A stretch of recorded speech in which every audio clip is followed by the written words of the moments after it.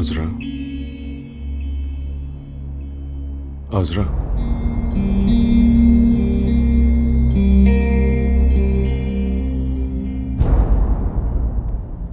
خدا رو شکر چشماتو باز کردی. الان چطوری؟ خوبی؟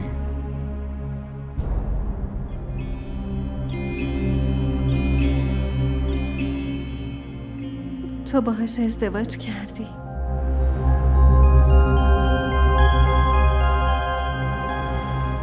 نه. پس میخوای ازدواج کنی؟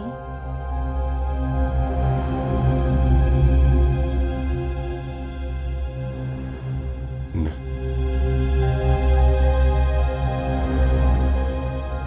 ولی اون میخواد با من ازدواج کنه.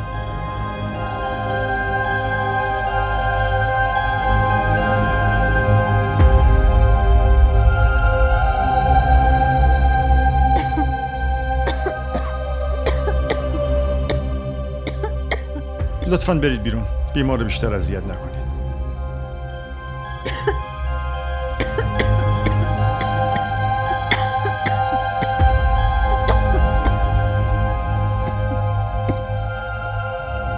دستگاه اکسیژن رو بیارید.